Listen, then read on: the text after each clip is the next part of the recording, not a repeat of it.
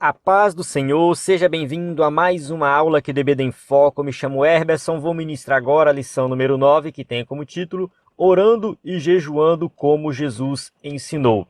Nós estamos estudando a revista CPAD do segundo trimestre do ano 2022, essa revista aí que tem como objetivo comentar sobre o Sermão do Monte, capítulos 5, 6 e 7 de Mateus. Agora já estamos estudando capítulo 6 de Mateus, a parte aqui que fala sobre oração e jejum. Nós temos aqui uns ensinamentos de Jesus sobre essas duas disciplinas da vida cristã.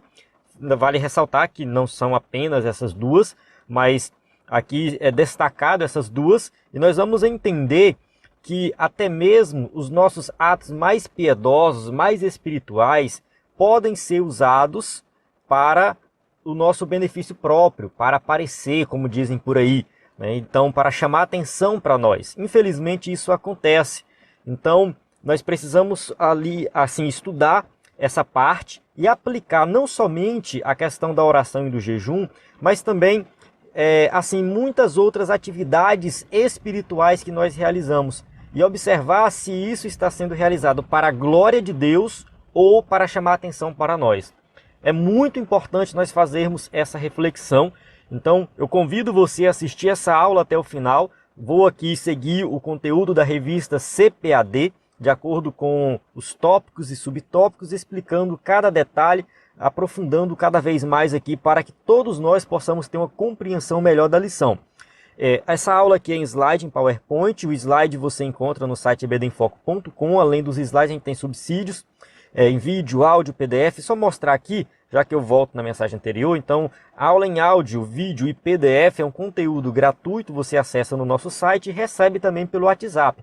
Basta mandar receber subsídios para o nosso número aqui, 94 98409 2869. Na descrição do vídeo tem o WhatsApp. Você pode aí pegar e mandar mensagem, ou você pode clicar no link que está na descrição do vídeo. Você também vai receber os subsídios gratuitos. Nós temos o slide em PowerPoint, que faz parte do plano de assinatura, que vem junto com sermões, cursos diversos e curso básico de teologia. Então, conteúdo completo no EBD em Foco para você ministrar uma aula de excelência e aí, quem sabe, crescer a EBD da sua igreja, abrir novas classes, enfim, melhorar a EBD da sua igreja com o nosso conteúdo aqui, que vai te ajudar bastante.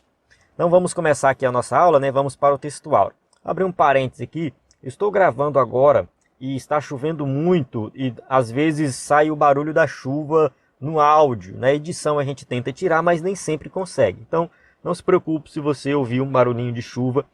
Tá no momento aqui que eu estou gravando, a situação, a circunstância tá nessa, enfim, né? Pode pegar o áudio aí. Mas vamos lá.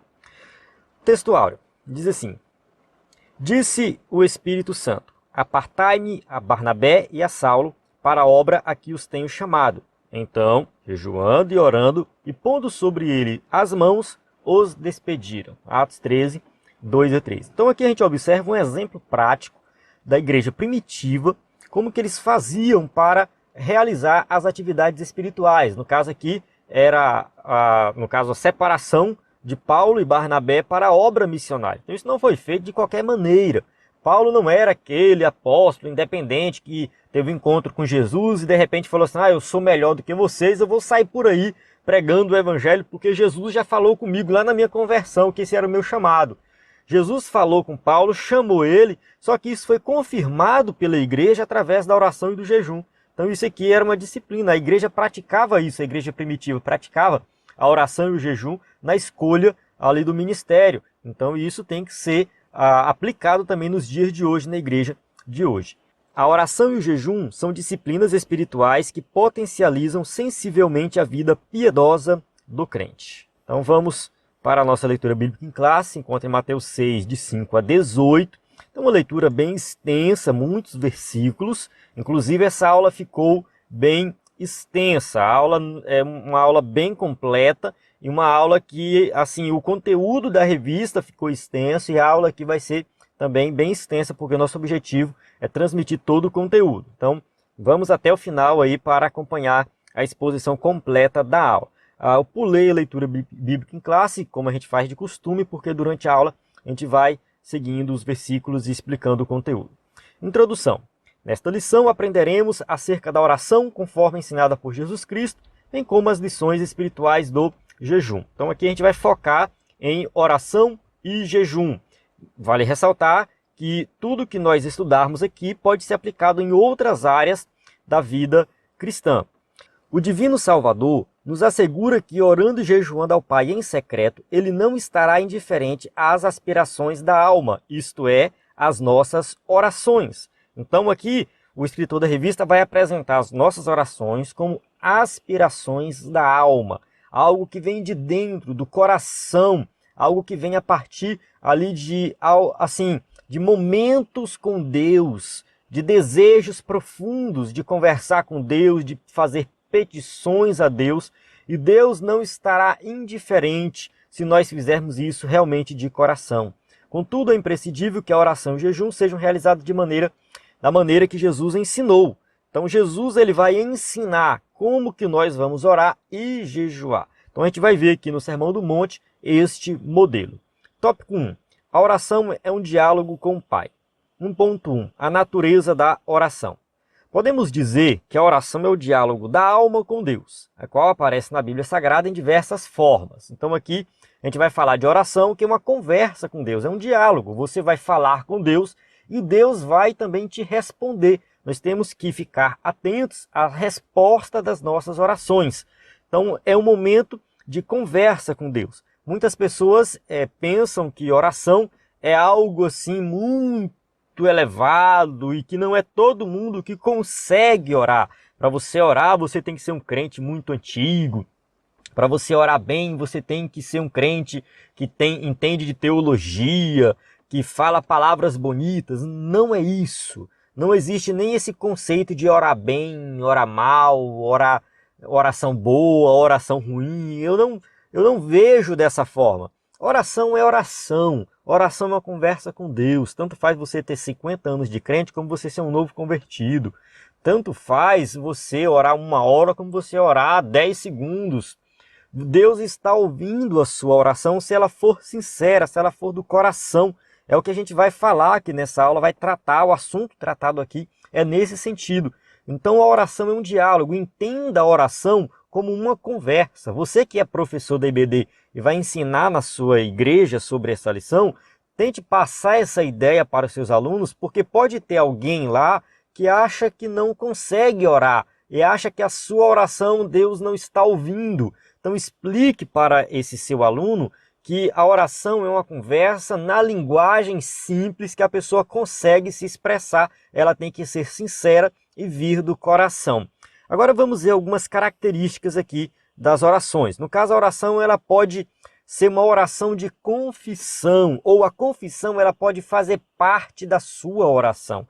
Daniel 9, 4 e 5 está escrito assim: E orei ao Senhor, meu Deus, e confessei e disse: Ah, Senhor, Deus grande e tremendo, que guardas o conserto e a misericórdia para com os que te amam e guardam os teus mandamentos. Pecamos e cometemos iniquidade, e procedemos impiamente, fomos rebeldes, apartando-nos dos teus mandamentos e dos teus juízos. Olha só que oração bela.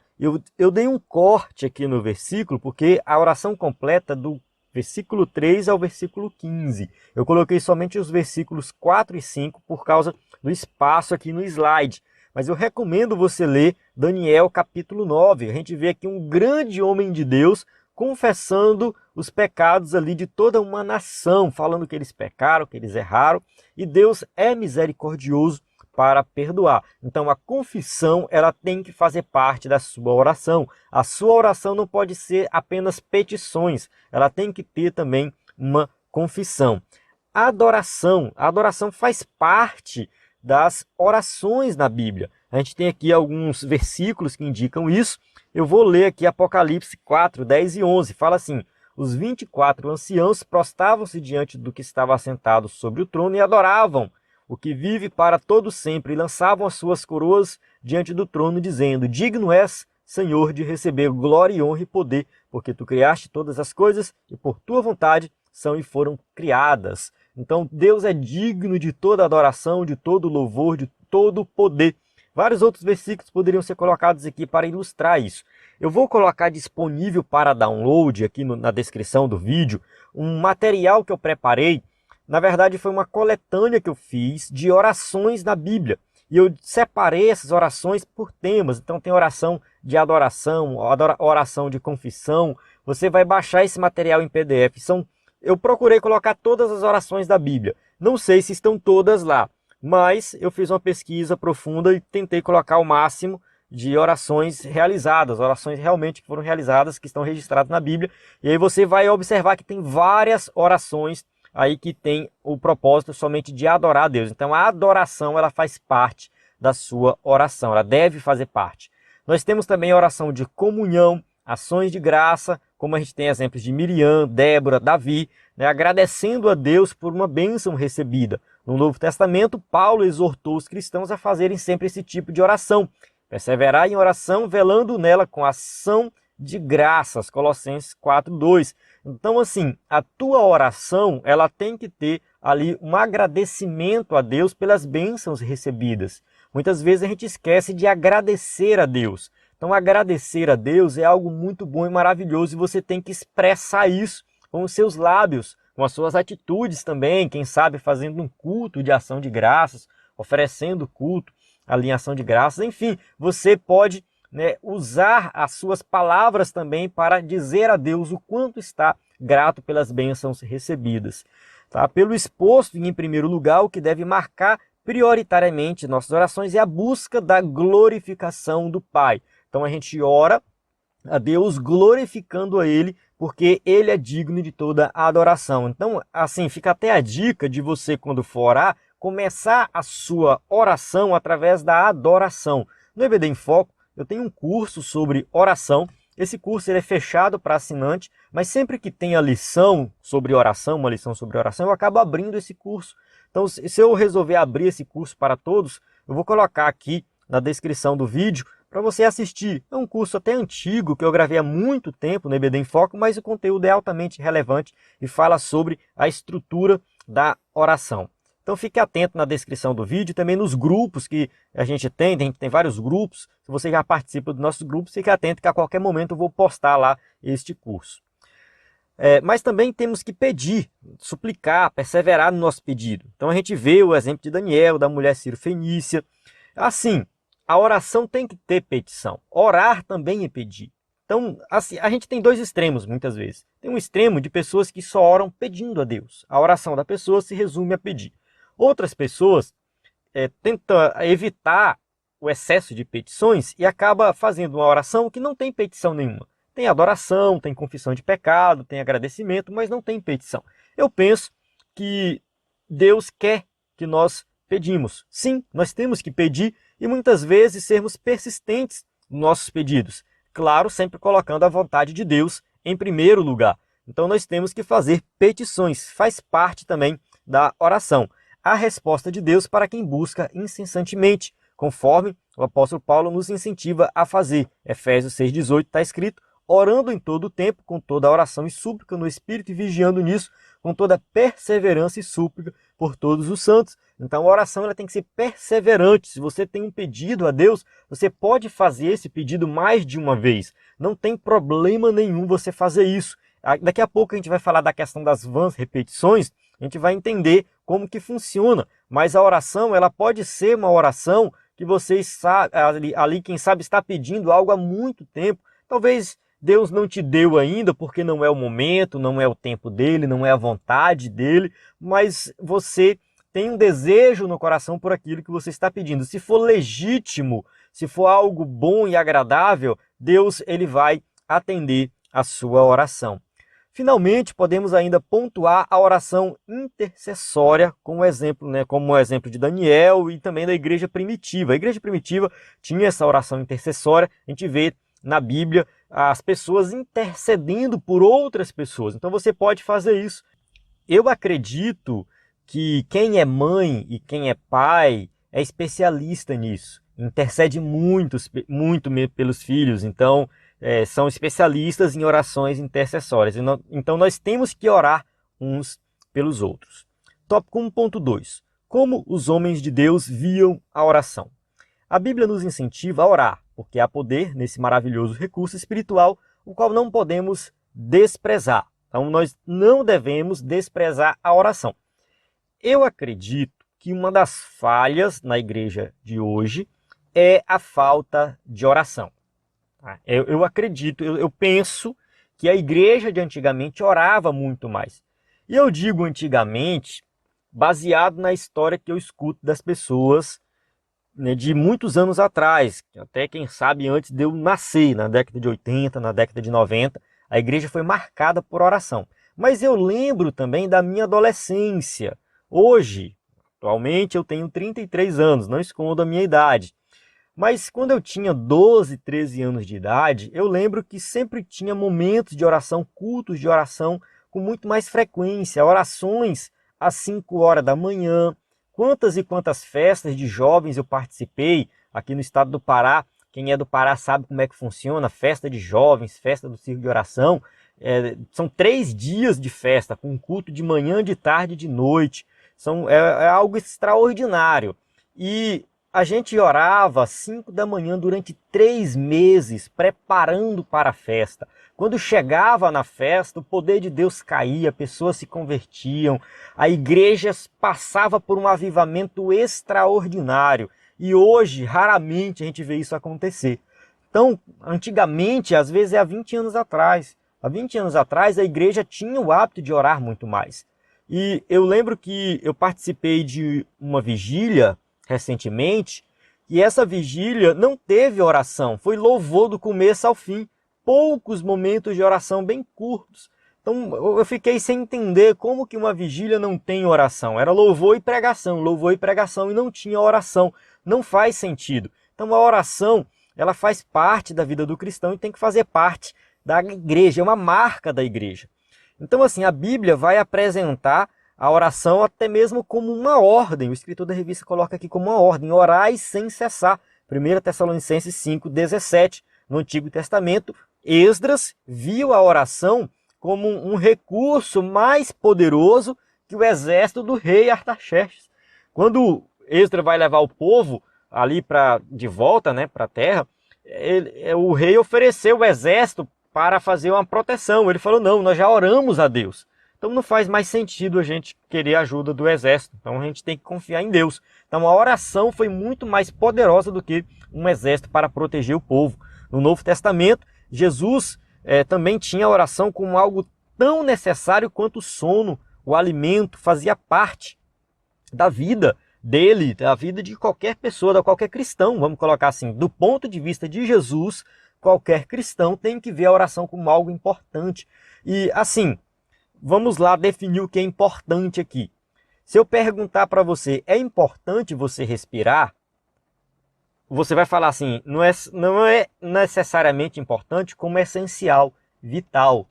Se eu não respirar, eu morro. A oração é a mesma coisa. Esse é o nível de importância da oração na vida do cristão. É como respirar, é como o alimento. Se isso faltar, você morre. Tópico 1.3. A maneira de orar. A Bíblia nos ensina que a oração tem um interlocutor direto. Mateus 6,9. Portanto, vós orareis assim: Pai nosso que estás no céu, santificado seja o teu nome. Então, na oração de Jesus, ele está ensinando aqui os discípulos a orar, ensinando a nós também. E aqui está dizendo o quê? Que a nossa oração ela tem alguém ali para ouvir. Por isso não podemos orar de qualquer maneira. A oração ela é feita diretamente a Deus e tendo como intercessor o próprio Jesus Cristo. Então ele é o nosso intercessor. Os discípulos falaram para Jesus: ensina-nos a orar. Então aprender a orar é algo que todo cristão tem que fazer. Acho que faz parte da vida cristã, não é vergonha para ninguém você aprender a orar. Os discípulos pediram para Jesus e Jesus ensinou. O que nós temos que entender é que nós já temos uma aula de oração dada pelo próprio Jesus.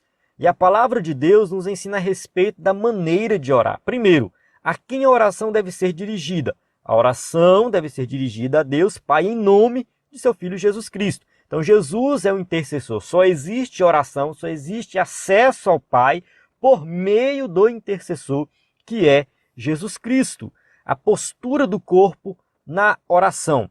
Não há uma exigência bíblica sobre a postura do corpo. Pode ser em pé, deitado, prostrado, andando, de joelhos, mãos estendidas.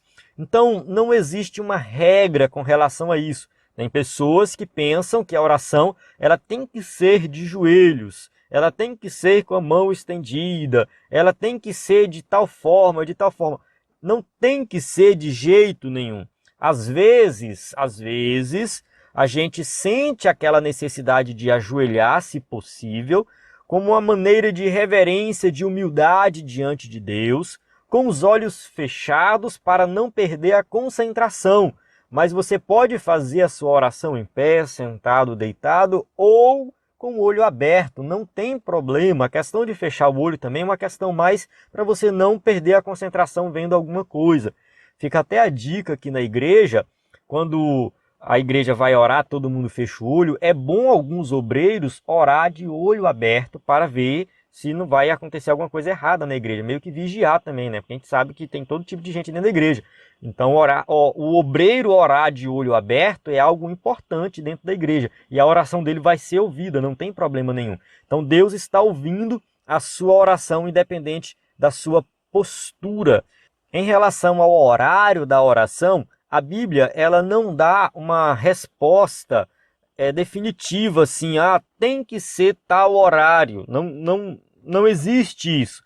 Você pode orar a qualquer momento. A sua oração ela não precisa estar fixa num horário específico. Atos 10:31 diz assim: Pedro e João subiram juntos ao templo à hora da oração, a nona. Então aqui eles tinham uma hora específica, que era as 3 horas da tarde.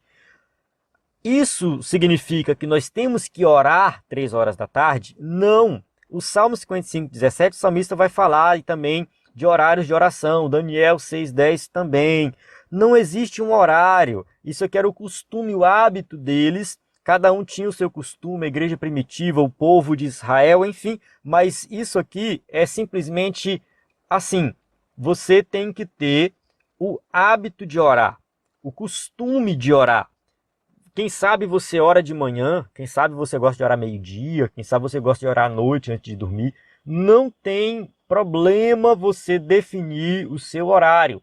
Outra coisa importante é você não levar isso tão a sério a ponto de que se um dia você não conseguir orar naquele horário, significa que você está pecando, ou que Deus vai jogar uma maldição na sua vida, ou que o seu dia não vai ser abençoado. Toma muito cuidado com isso para que a oração não se torne um amuleto. Tem muitas pessoas que são assim: eu oro todo dia antes de sair de casa, todo dia de manhã antes de trabalhar eu oro. Aí de repente surge um imprevisto no trabalho, o patrão liga, a pessoa tem que ir mais cedo e não dá tempo de orar. Aí a pessoa sai de casa sem orar, achando que tudo vai dar errado no dia porque ela não orou.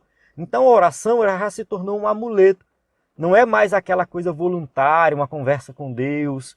Não, a pessoa já acha que só vai dar certo o dia dela se ela orar. Não é bem assim. Deus está cuidando de você, Ele sabe as suas necessidades, Ele sabe os seus imprevistos, Ele sabe tudo. Você determinou o horário, não deu para orar naquele horário, você não orou durante o dia, Deus não vai te castigar por isso. Então tome muito cuidado para não ficar pensando assim. Então defina ali o seu dia, o horário de orar e não pense que isso tem que ser algo ali que se você falhar Deus vai te castigar. O lugar da oração. Jesus disse que podemos orar secretamente em nosso aposento ou em outro lugar solitário. A ideia é de intimidade, de momentos a sós com Deus. O apóstolo Paulo diz que podemos orar em todo lugar. Mateus 6:6, mas tu, quando orares, entra no teu aposento e fechando a tua porta, ora teu pai que veio que está oculto, e teu pai que veio que está oculto te recompensará. Só uma observação aqui com relação a esse versículo, Jesus não está falando que é proibido você fazer uma oração pública, não é isso. O texto bíblico não tem o propósito de proibir a oração pública. Jesus está criticando a atitude dos fariseus da época e de outros também, além dos fariseus, que faziam orações para serem vistos pelos homens, para que as pessoas vissem as suas obras de piedade. Ali vai uma pessoa muito santa, olha só, ele está orando no meio da rua, ele está orando em público, olha só que belo. Jesus está criticando essa atitude. Então, Jesus está falando assim, a oração é intimidade com Deus. Você precisa ter esse momento a sós com Deus. No entanto, vai ter situações que a oração tem que ser pública. Você pode orar num culto de rua, você pode orar dentro da igreja. O que vai contar é a atitude do seu coração. Aquela oração é algo do seu coração para Deus ou é para você aparecer no meio das pessoas e se destacar como uma pessoa que ora bem e ora muito? Então tem que ver isso aí. Tá? A sua oração ela pode ser pública, mas você tem que saber que ela tem que ser para a glória de Deus e não para a sua própria glória. Tem algumas igrejas que levam isso a sério e não fazem cultos no público, na rua, em lugar nenhum, porque Jesus proibiu a oração em público. É uma interpretação errada e equivocada dessa passagem. Jesus não está falando isso. O decoro na oração. O decoro diz respeito à sinceridade, decência e reverência no ato de orar. Atos 2, 1 e 2 diz assim: cumprido-se o dia de Pentecostes, estavam todos reunidos no mesmo lugar. De repente veio do céu o som como de um vento veemente, impetuoso, encheu toda a casa em que estavam assentados. Assim, o escritor da revista coloca esse versículo, eu penso que ele colocou esse versículo aqui, citou esse versículo, porque diz que eles estavam assentados. Eles estavam reunidos, assentados, estavam orando, buscando a Deus, e aí de repente veio derramar do Espírito Santo. E assim, ter respeito, sinceridade e decência na oração faz parte também. Tem pessoas na igreja que vão orar, começam a levantar a voz para destacar mais a sua oração e começa a fazer algum tipo de comportamento que tira até a concentração de outro irmão. Então tem que ter um pouquinho de cuidado em relação a isso e respeitar, né, ali que você está na presença de Deus. O estado do coração na oração. Se o coração estiver transformado e cheio da palavra de Deus, nossa oração será ouvida. João 15, 7. Se vós estiverdes em mim e as minhas palavras estiverem em vós, pedireis tudo o que quiseres e vos será feito. Então, nosso coração tem que estar transformado, nosso coração tem que estar renovado. O Sermão do Monte de maneira geral, que a gente estudou na lição anterior, nessa lição e nas próximas, enfim, está falando aqui para quem é transformado, para quem é crente. Só consegue cumprir isso aqui quem é uma nova criatura. Quem assistiu meu vídeo anterior, da semana passada, eu falei que o título dele é A Invisibilidade das Obras do Cristão. Invisibilidade entre aspas, que eu coloquei lá nesse vídeo, assim, que o cristão ele tem que agir ajudando o próximo, fazendo boas obras, orando, jejuando. Qualquer atitude que ele faz de maneira natural, de maneira assim que nem ele mesmo percebe o que ele está fazendo. As suas obras são invisíveis até para ele mesmo. A questão aqui da oração, da pessoa fazer a oração no público e todo mundo observar a sua oração, assim a gente pode trazer também para um contexto da oração privada no seu quarto. Ninguém está vendo, mas você está se exaltando com a sua própria oração. Então até mesmo a sua oração você tem que fazer de maneira natural. É algo que nem mesmo quem você percebe, porque você foi transformado. Então a transformação que nós passamos quando nos convertemos faz com que nós obedeçamos a Deus de maneira inconsciente, porque já faz parte da nossa própria natureza. Entenda da seguinte forma: você tem um coração transformado, e esse coração transformado vai fazer com que você obedeça a Deus. Você vai fazer a sua oração verdadeira, uma oração completa, uma oração, enfim, uma oração que chega diante de Deus e é ouvida por Deus e Deus responde, quando você tem um coração transformado. Somente quem é salvo para fazer isso. A gente encerra o primeiro tópico, vamos para o segundo tópico. A oração que Jesus ensinou. Tópico 2.1. Jesus não condenou a oração em público. Não é algo que a gente já falou, vamos só reforçar aqui. No texto bíblico, em estudo, o Senhor Jesus não condenou a oração pública, visto que pelo aspecto bíblico ela é aceitável e recomendada. A gente vê tanto no Antigo como no Novo Testamento orações públicas sendo realizadas. O que Jesus condena é a oração quer individual, quer coletiva, dominada pelo espírito de exibição, ostentação, cuja intenção do orador é ser visto e louvado pelos homens, o que os hipócritas fariseus buscavam. É isso que Jesus critica. Mateus 6,5 diz assim: e quando orares, não sejas como os hipócritas, pois se comprazem orar em pé nas sinagogas e às esquinas das ruas para serem vistos pelos homens. Em verdade vos digo que já receberam o seu galardão. Então Jesus está criticando essa atitude de orar em público para ser visto, para ser louvado, para que as pessoas possam olhar e falar alguma coisa, né? Ah, que bom que vai ali um homem santo de oração. Um cristão transformado por Jesus, ainda em sinceridade com Cristo, não busca glória para si e age com humildade. Então a humildade é nesse sentido de que você rende toda a glória, toda a honra a Deus e não a si próprio. Tópico 2.2. Jesus quer que sejamos discretos. As expressões entra no teu aposento e fechando a tua porta, em Mateus 6,6, não significam que devemos ter um quarto só para oração.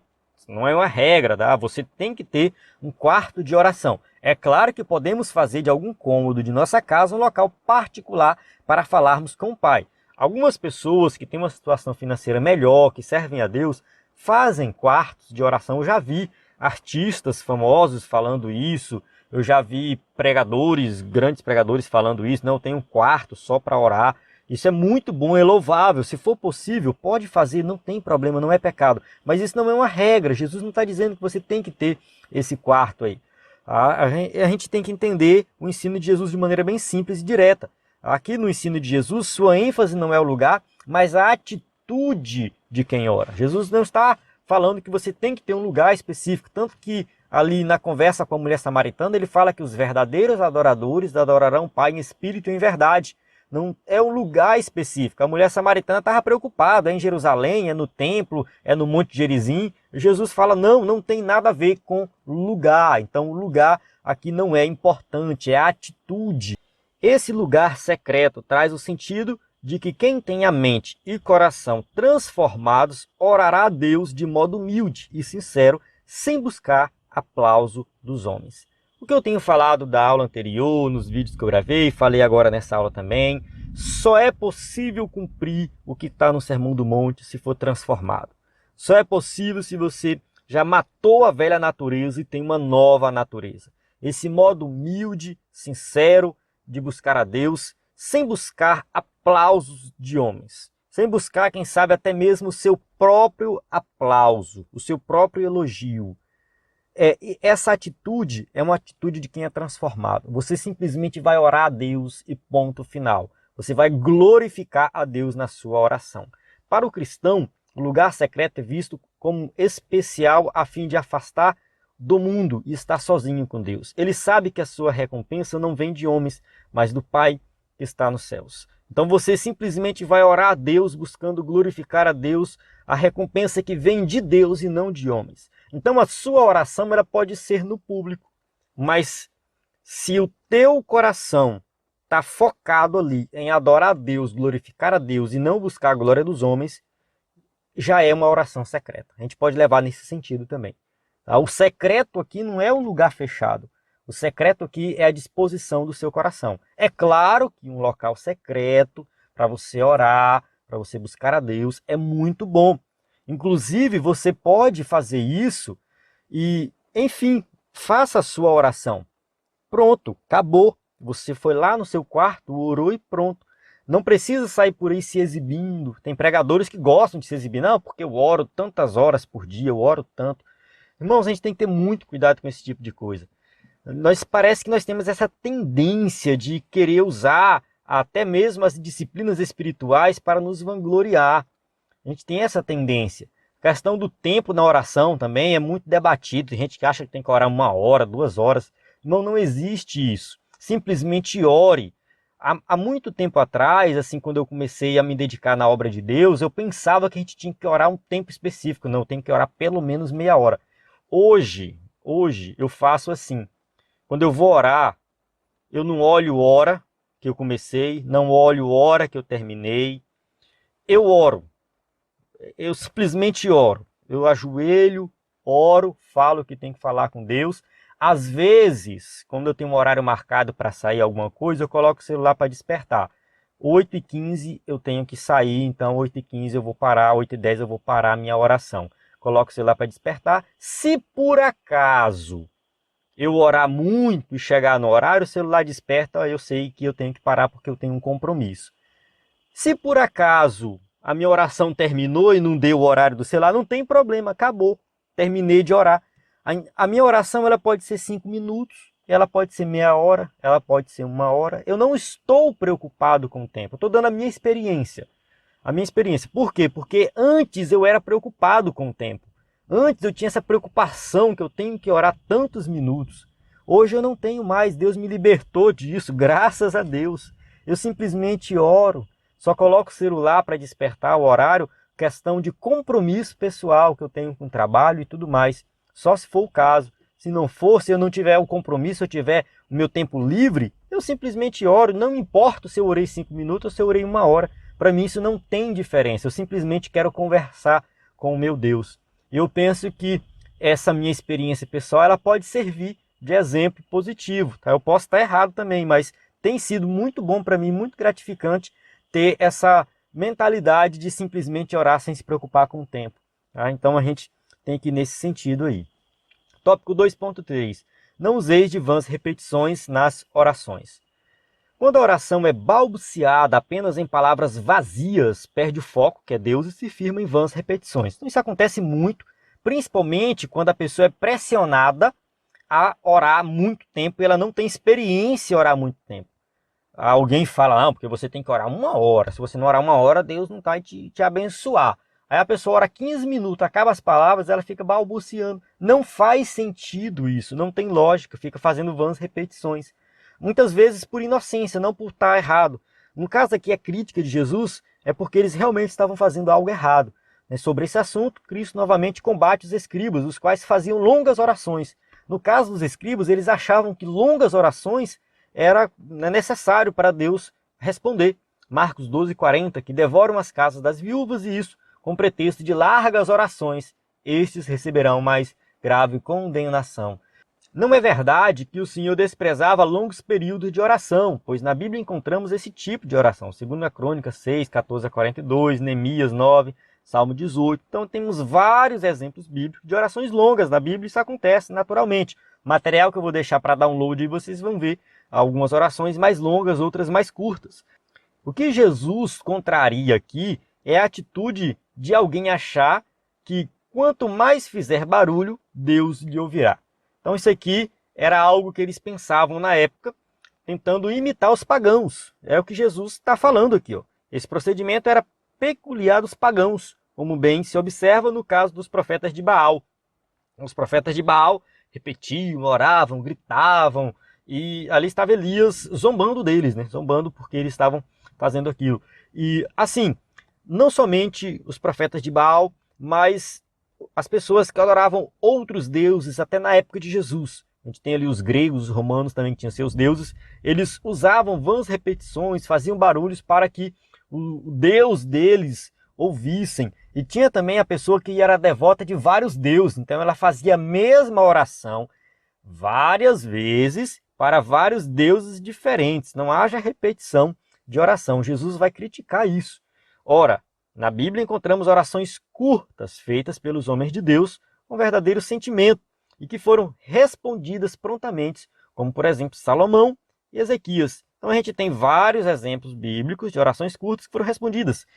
No livro do C.S. Lewis, Cristianismo Puro e Simples, ele fala algo bem interessante. Tem uma parte que ele está falando sobre a questão do tempo, que Deus está fora do tempo e tudo mais, e ele dá um exemplo de oração. Imagina alguém que vai sofrer um acidente, está prestes a sofrer um acidente de carro. Aí ele fala assim, meu Deus, me ajuda. A pessoa tem ali menos de 1 segundo para se livrar daquele acidente, para desviar do buraco, sei lá, de um carro que vai bater. Tem menos de 1 segundo.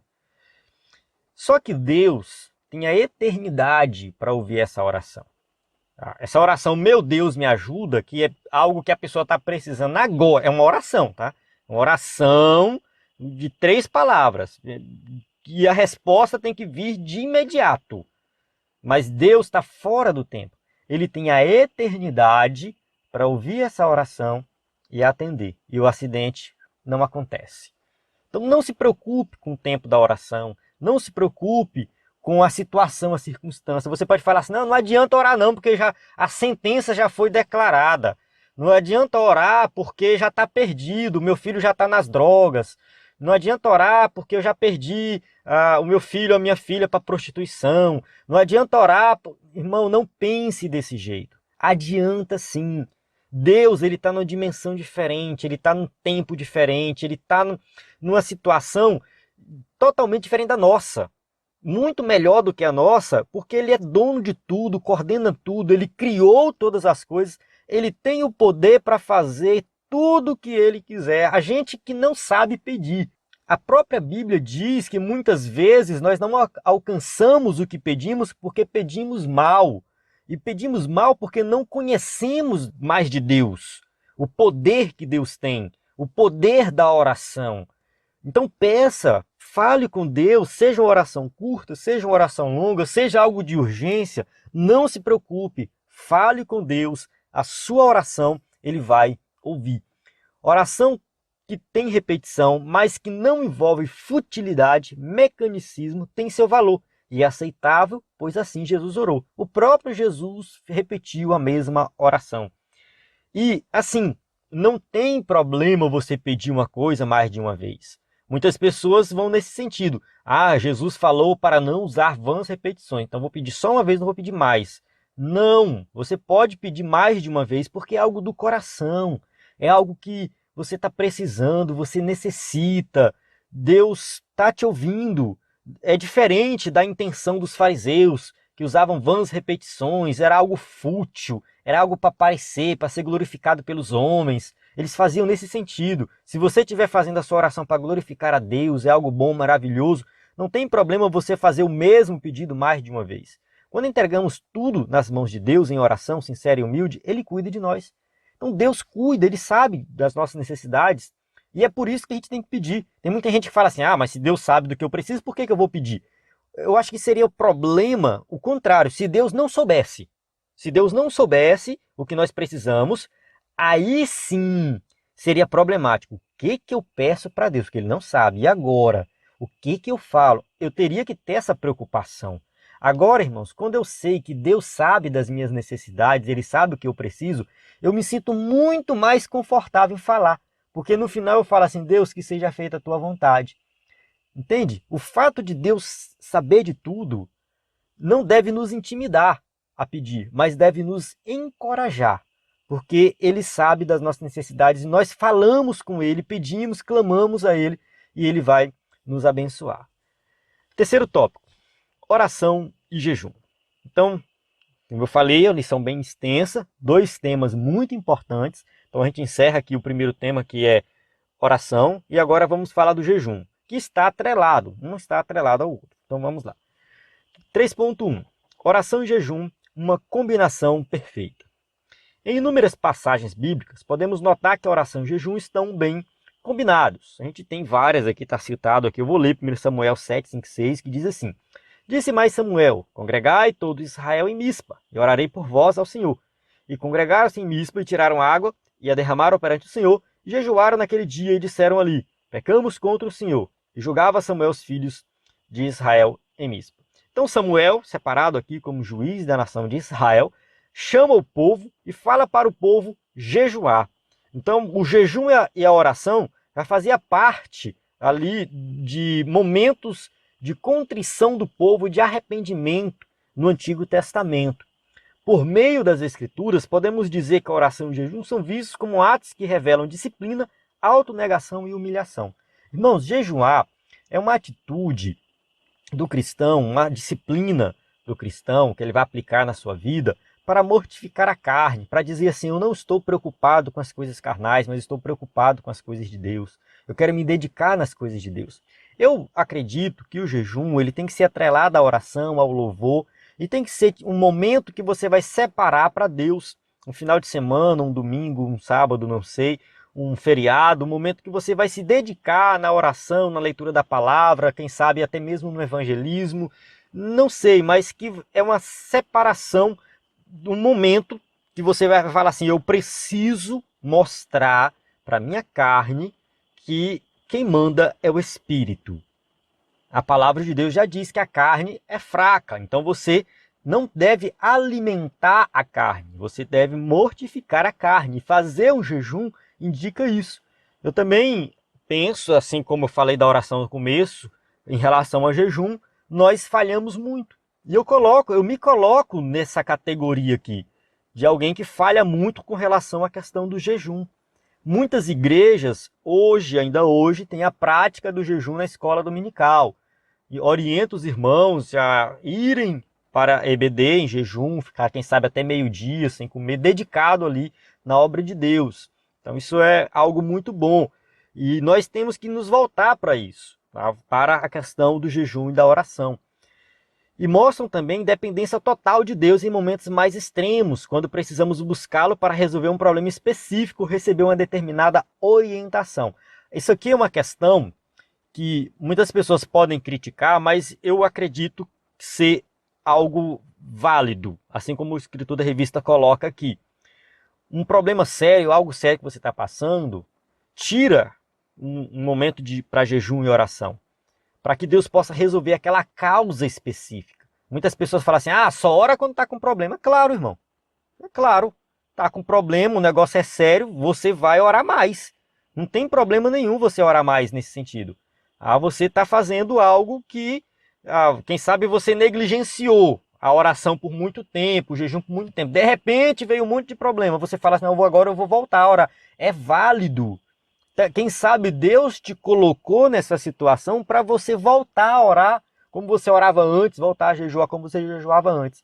Então vamos fazer isso, vamos tomar essa atitude. Na Bíblia a gente tem vários casos específicos nesse sentido, de jejum e oração que alguém fez porque estava passando por uma situação muito difícil.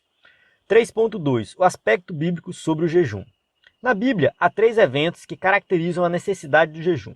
O ato de humilhar-se, que por meio da confissão, acontecia por causa da tristeza do pecado. Então a gente tem essa situação de que a pessoa pecou, se arrependeu e jejua, mostrando para Deus que está arrependido e se humilhando diante de Deus. Jonas 3:5. E os homens de Nínive creram em Deus e proclamaram um jejum e vestiram-se de panos de saco, desde o maior até o menor. Então a gente vê esse grande jejum que aconteceu em Nínive, o povo se convertendo. Então o jejum aqui está atrelado à questão do arrependimento. Tem a questão da lamentação.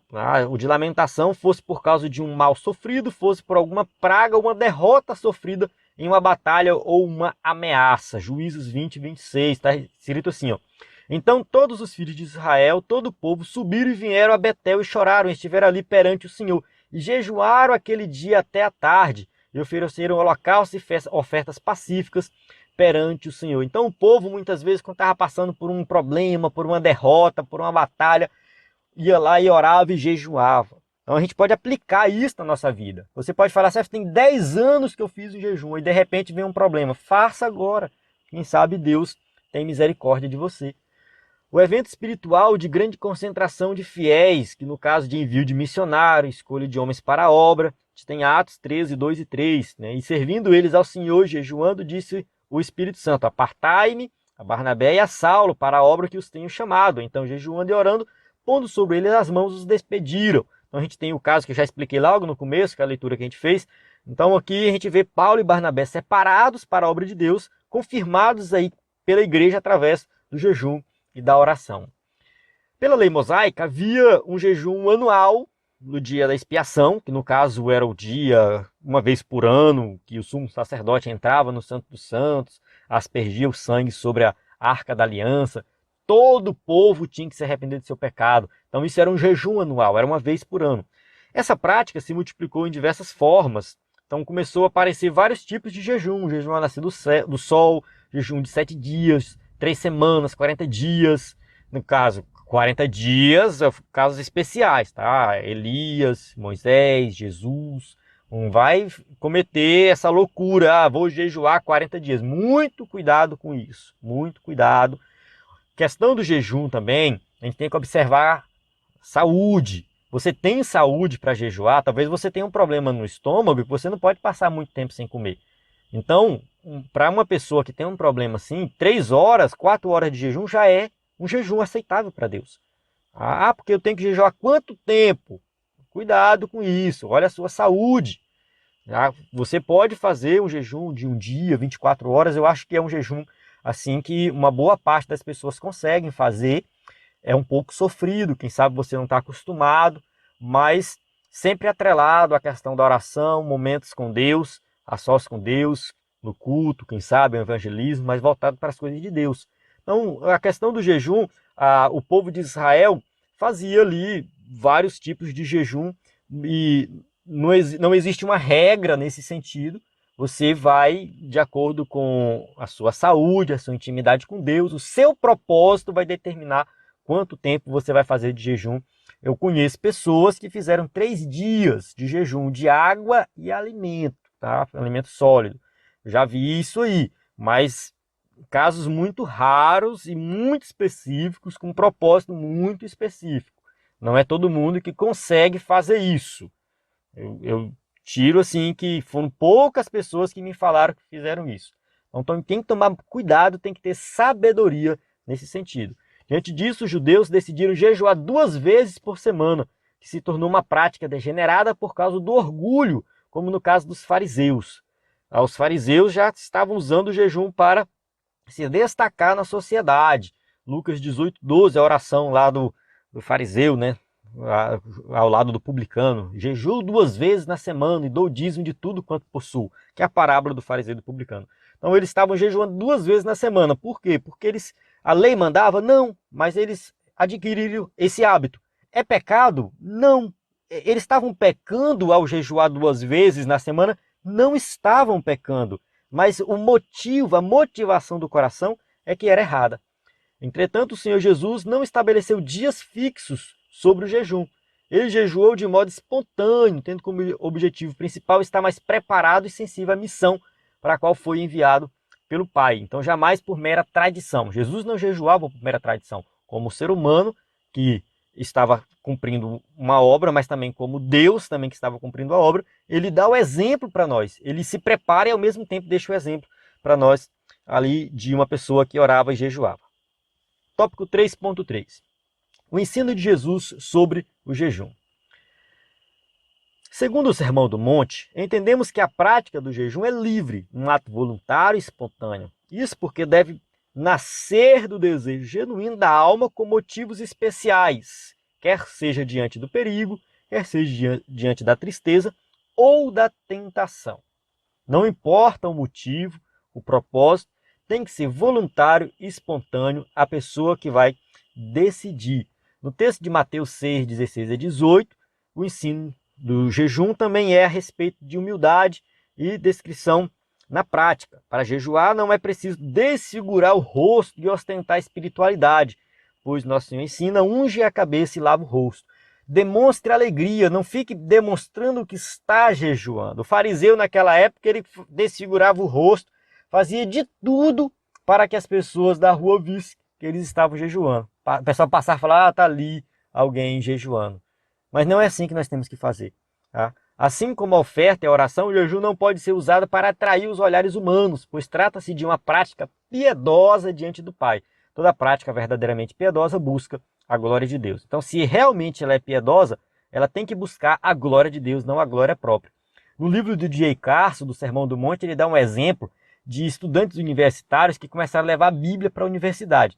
Eles falavam assim: já que a gente anda na universidade com um livro de Darwin, com um livro de direito, com um romance, por que a gente não anda com a Bíblia? Vamos levar a Bíblia. Para que ter vergonha da Bíblia? Aí começaram a levar a Bíblia para a universidade. Todos os crentes levando a Bíblia para a universidade. De repente, eles estavam levando uma Bíblia maior, cada vez maior, para demonstrar mais espiritualidade. Então, uma prática boa, que era levar uma Bíblia para a universidade, começou a se tornar uma prática arrogante que tinha como objetivo atrair os olhos das pessoas. Né? Olha só como que nós somos. Nós somos falhos, nós somos pecadores. A gente tem que ter muito cuidado com essas práticas. Então, o jejum, a oração, carregar a Bíblia, ler a Bíblia, isso pode se tornar algo pecaminoso, apesar de ser uma prática piedosa, se nós não tivermos cuidado, pode se tornar algo pecaminoso. Chegamos na conclusão da nossa aula que diz assim: o cristão que conhece a palavra de Deus sabe da importância da oração e do jejum como exercícios espirituais. Pela prática de ambos, o crente estará mais sensível ao Espírito Santo, de modo que sua realização traz constantes benefícios para a nossa vida espiritual, especialmente diante de um mundo materialista e utilitarista. Então, diante do mundo que nós vivemos, as pessoas não têm tempo para nada. É ganhar dinheiro, trabalhar, isso e aquilo, e preencher os prazeres da carne, não prazeres pecaminosos. A gente pode até colocar os prazeres que não são pecaminosos. Você se alimentar, se divertir, quem é casado tem suas relações sexuais com sua esposa, com seu esposo. Você está fazendo algo normal, que em si não é pecaminoso. Você está vivendo a sua vida normal. Só que de vez em quando é bom a gente dar uma pausa. Dar uma pausa nessas atividades. Elas não são pecaminosas, mas dá uma pausa. Espera um momento, calma. Vou abrir mão da alimentação, vou abrir mão de isso, de aquilo, de assistir um filme, de assistir uma série. Eu vou abrir mão de algumas coisas, vou passar esse momento aqui com Deus. Eu vou ler a palavra, vou orar, faz um jejum, faz um momento de ali se alimentar mais. Isso faz parte da vida cristã e você vai criar uma disciplina melhor, se firmar mais na palavra de Deus, se firmar mais com Deus. Isso faz parte da vida cristã. Eu acredito que nós temos que colocar em prática, e as igrejas que perderam o hábito de ensinar sobre isso têm que voltar a ensinar, incentivar os crentes a viverem uma vida plena. Hoje, alguns pastores, irmãos, sofrem tanto problema na igreja, tanto problema. É adultério, é fornicação, é gente querendo se matar. A gente nunca passou por uma fase onde tem tantas pessoas doentes mentalmente. E às vezes a gente tá assim, o pastor está sobrecarregado, que atendendo um, atendendo o outro, fechado ali no escritório, atendendo gente, não dá conta. E pastores surtando já, pastores cometendo suicídio também nesse sentido. E às vezes o remédio, irmão, é só incentivar mais a igreja a buscar a Deus. O remédio é incentivar o povo a ler a Bíblia, a orar, a jejuar. Talvez, ao fazer isso, alguns saiam da igreja, o dízimo vai diminuir, mas você vai ter crentes de qualidade. Os verdadeiros crentes ficarão. Os verdadeiros salvos estão lá. E você vai ter menos problema para resolver. Olha por esse lado. Você vai ter menos problema para resolver. Por quê? Porque você vai entregar os problemas para Jesus. O povo vai começar a buscar a Deus. O povo vai começar a orar e jejuar. Então, quando o povo estiver buscando a Deus, vai ter muito menos adultério, muito menos fornicação, muito menos pessoas querendo se matar. Vai ter muito menos problema. Mas isso só o Evangelho resolve. A igreja tem que voltar a pregar o Evangelho e as disciplinas cristãs. Então o povo está alheio às coisas do Evangelho. Vai na igreja por ir, por hábito de ir. E às vezes o pastor se torna um psicólogo, que ele deveria estar pagando por fora. E aí o pastor está lá exercendo esse papel. Então a gente tem que fazer uma análise, uma reflexão.